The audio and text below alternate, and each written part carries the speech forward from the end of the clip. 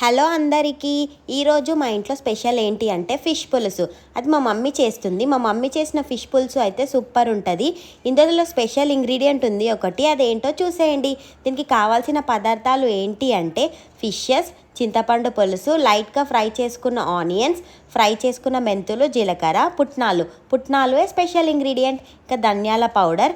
ఇవన్నీ గ్రైండ్ చేసుకొని పేస్ట్ లాగా రెడీ చేసుకోవాలి. మనం గ్రైండ్ చేసుకునేటప్పుడు చింతపండు పులుసు మాత్రం వేయద్దు. ఆ తర్వాత ఒక ప్యాన్లో అల్లం వెల్లుల్లి పేస్ట్, పసుపు, ఉప్పు, కారం, ఫిషెస్, ఇక్కడ మనం చింతపండు పులుసు యాడ్ చేసుకొని ఇలా మనం మిక్స్ చేసుకోవాలి. ఇంకా రెడీ చేసుకున్న పేస్ట్ కూడా వేసుకొని మిక్స్ చేసుకోవాలి.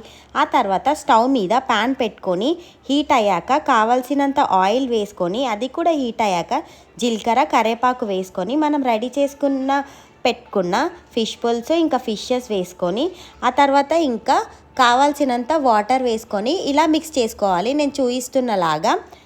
ఆ తర్వాత మనము ఇలా పులుసు ఉడుకుతున్నప్పుడు స్టవ్ని మీడియం ఫ్లేమ్కి చేసుకొని ఫిషెస్ ఇంకా కొంచెం ఆయిల్ పైకి తేలుతున్నప్పుడు మనం స్టవ్ ఆఫ్ చేసుకోవాలి. మీరు కూడా ట్రై చేసి చెప్పండి.